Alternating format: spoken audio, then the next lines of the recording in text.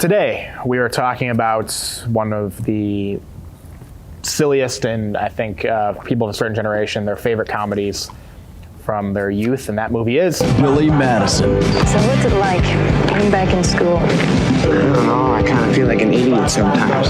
Although I am an idiot, so it kind of works out. First of all, Chris, I don't know when people are going to be watching this because I don't know when this is coming out, but when we're filming this, I want to wish you a happy Nudie Magazine Month. It's Nudie Magazine Day!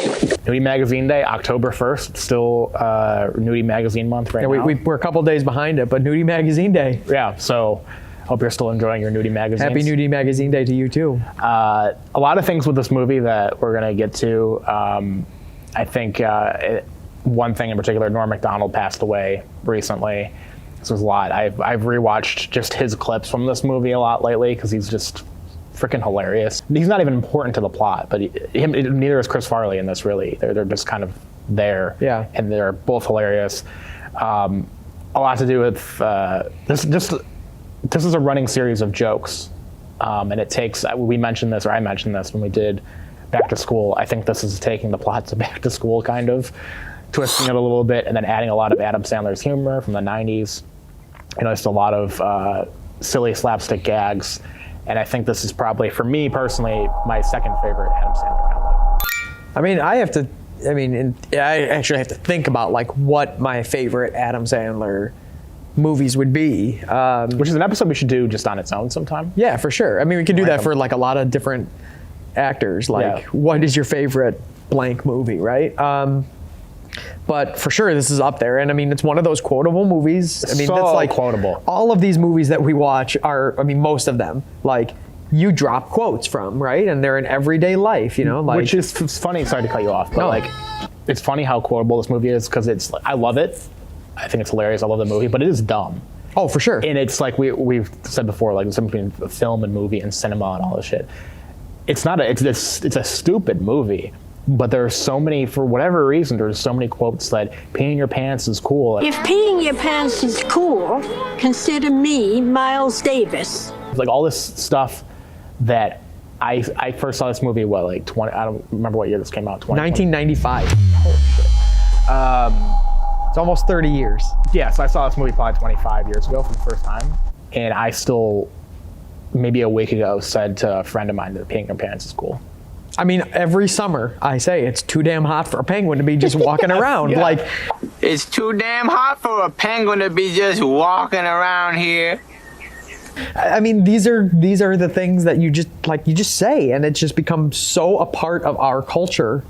I was on an Amtrak like a week ago from Milwaukee, and we're passing by like a wooded area, and there was a swan in the swamp, and I said, like, stop looking at me, swan. Stop looking at me, Swan!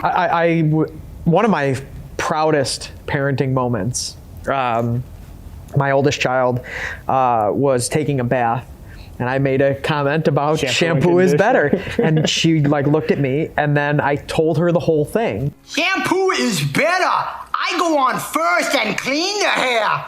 Conditioner is better! I leave the hair silky and smooth! Oh, really, fool? Really?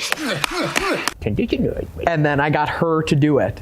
And I have a video of my daughter doing the shampoo is better, conditioner is better. And that's one of my proudest moments as a parent. Isn't it amazing that bit is so quotable, and you and I both know, anybody who's seen this movie grew up with it, will know the shampoo and conditioner bit, and it's so freaking stupid.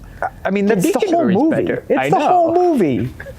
But that's the beauty of it, right? Sometimes you just need a movie where you just you turn it on, you tune out, and you just laugh your ass off. What is it that makes something like this there are other movies we've talked about and we'll talk about that are equally as quotable, but this is really far up there with quotable. This might be, I don't want to say number one top quotable movie, but people of my generation, I feel like it kind of is.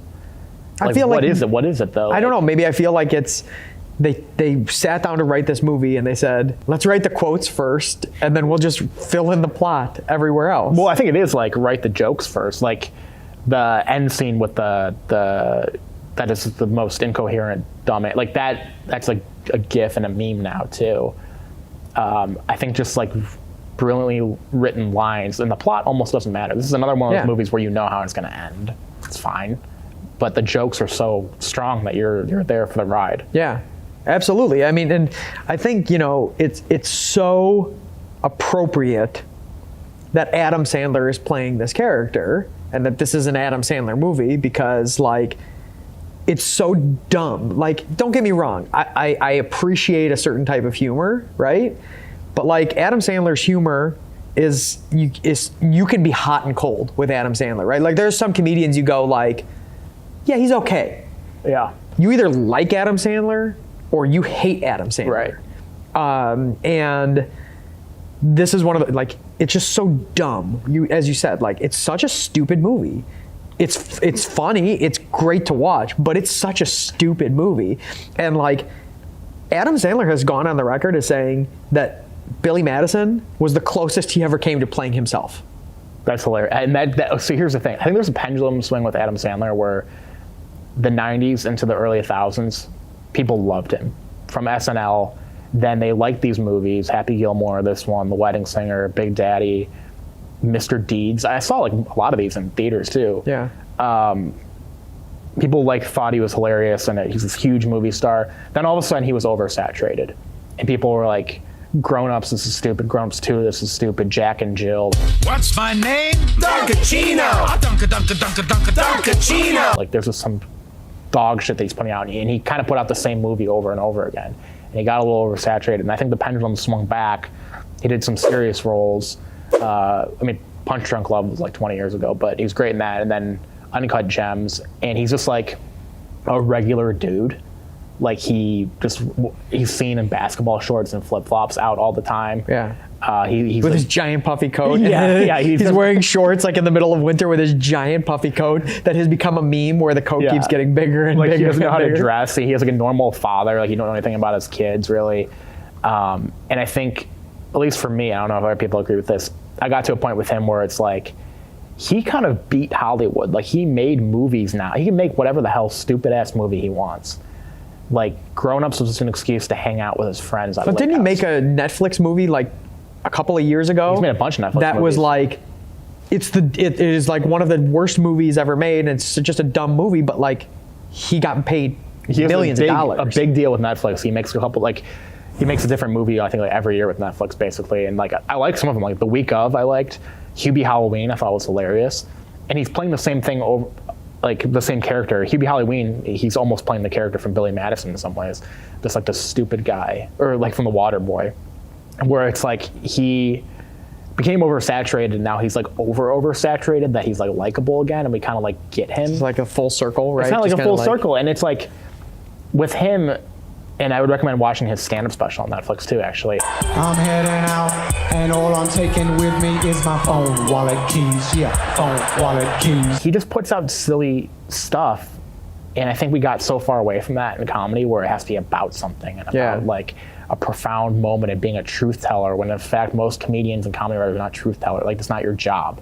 And he's just silly, and like, I think people just are gravitating towards silly again, and like, we should appreciate just a silly movie like him, or the movie put out like Billy Madison. And that's why this movie holds up, is I think deep down we all just want silly shit. Yeah, for sure. I mean, and you know, as you mentioned, like Uncut Gems, or even like Reign Over Me. Yeah. Like, I gotta tell you, dude can act. Like, he did a good job, even though with Uncut Gems it was more of like, he's kind of playing a little bit of a caricature. I disagree.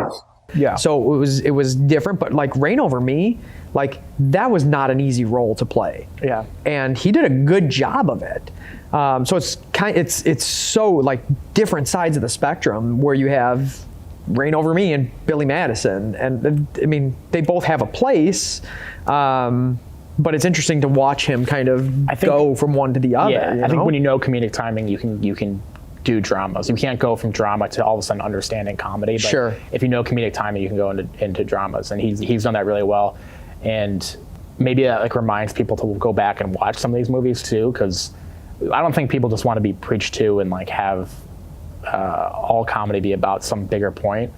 I think deep down, whether or not you want to admit it or not, like Billy Madison is the perfect kind of comedy to just sit back and turn your brain off. That's exactly that's what comedy is, right? Comedy is an escape from reality. And when you get into Billy Madison, that's you are literally escaping from reality. Yeah. There is nothing real about that movie. No. You know, like the plot is absurd. Yeah. Like we compare this to Back to School. Like Back to School is also an absurd plot, but it's more believable because kids in college are basically adults.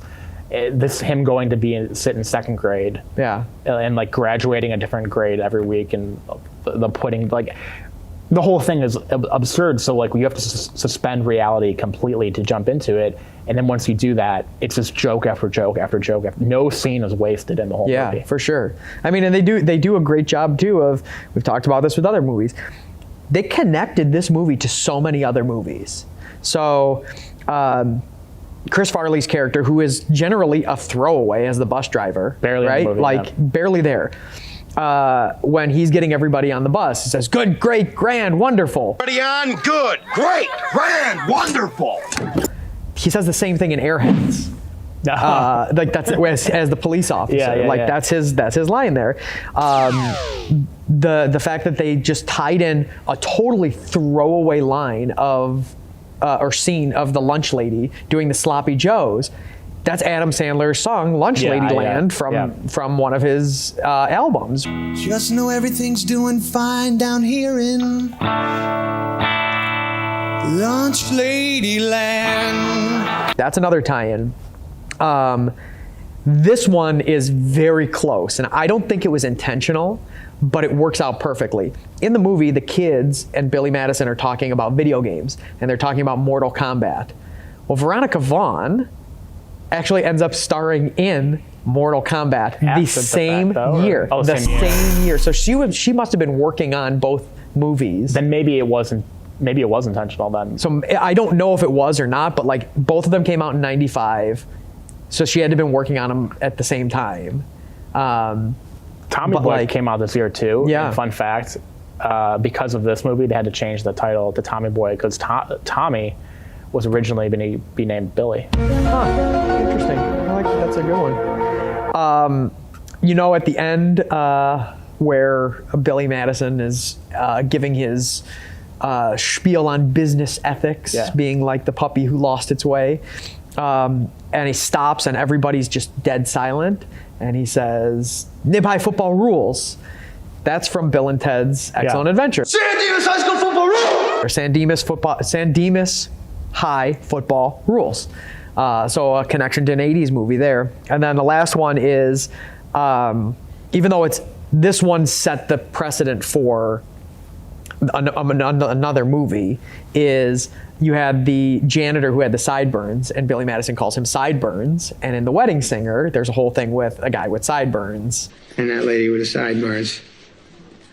That's another reason I think people loved his early movies, is because a lot of them were self-referential. Yeah. Or referenced to different ones. Yeah, I mean, that's always great when you're like, oh, I get that. Like, yeah. I understood that reference. I get that joke. That's a fun joke, fun reference. But like we go back to like Norm MacDonald, right, and some of the other actors in this movie, right? You have Norm MacDonald, who was perfect for that role, almost like a throwaway role, but like perfectly cast, perfectly fit in that role. And one of the things that I love about it is in the pool scene, you know, where leading to Nudie Magazine Day, right? Mm-hmm. And Billy says, "Hey, what day is it?" And Norm MacDonald, you know, does the whole thing. In that scene, Norm MacDonald was actually wasted. I know, he was drunk. He was drunk that entire scene. Right. And then I'm waiting a little longer, and I'm like, wow, he's really milking this one. And then a few more seconds, I noticed old Norm was sleeping. Yes, sir. You fell asleep while the camera was rolling. Well, they wanted me to play a drunk. That's right. And so I said, "You got some booze?" No, but also he called me Frank, and in my mind I was thinking, who the is Frank? I mean, it's just so perfect. Like the elements of realism in this movie, like the dodgeball scene. The dodgeball scene is real. Adam Sandler is whipping those dodgeballs at those kids, and so like you notice when the kids get hit, it's a hard cut. Like, it's a hard cut because they had to stop the cut because the kids were crying. So like they couldn't film the kids crying. He's just whipping dodgeballs at these kids and having the time of his life, which is stupid, but that's kind of incredible. Like that he got away. Also that he got away with it. Never would get away with that in today's day and age, with like filming something and being like, hey, mom and dad, your kid's going to be in this movie. It's going to be a dodgeball scene. Adam Sandler's going to whip a dodgeball at your kid, and he's actually going to hit your kid pretty hard. The parents are going to, hell no. Like, I'm not allowing this, but they allowed it then, right? Yeah. I mean, yeah. And just one like last thing is I cannot watch, and I've done this several times, I can't watch through The West Wing without I can't watch thinking about West Wing, period. Show sucks. I disagree. I mean, it's all right. Like, it's fine. Like, continue. Sorry. It's fine. But like Bradley Whitford, and without thinking about him in this movie, and all of the like thinking. I mean, playing an asshole, and in West Wing he's playing an asshole too because he's playing Rahm Emanuel's character, right?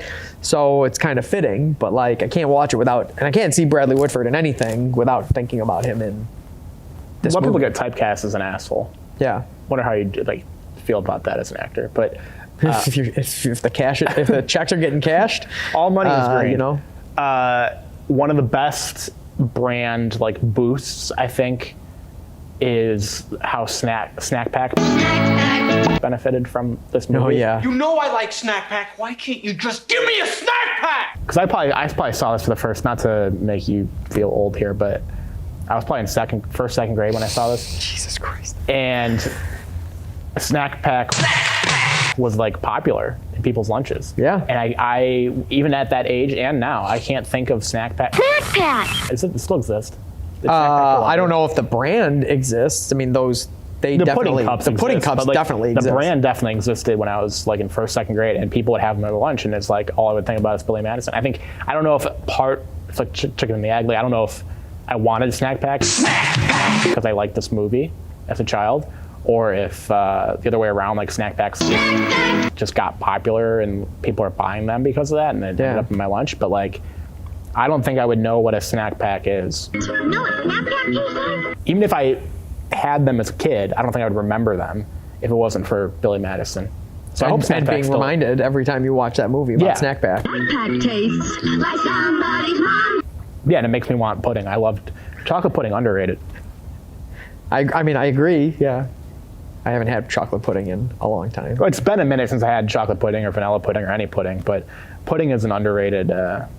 Actually, it's not been a minute. I had a lot of pudding during COVID for some reason. Oh, we should specify for our English brethren, the types of pudding that we're talking about is not the type of pudding that you're talking about. It's a very different type of pudding. This is much. It comes in a little container with a pullback, or you make it at home.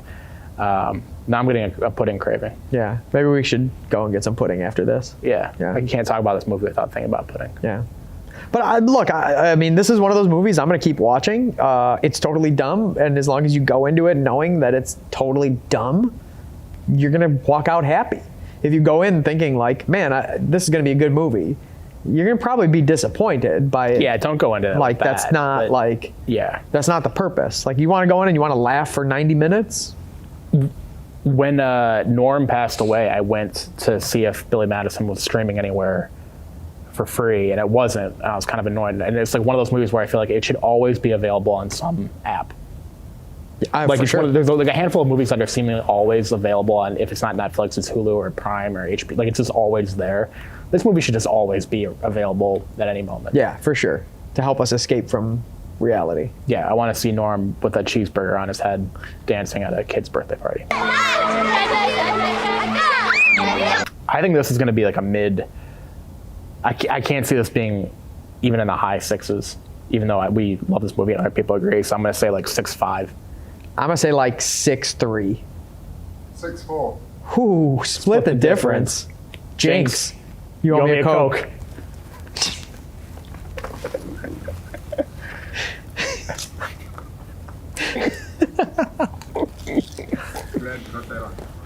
You did? Awesome. That was pretty good.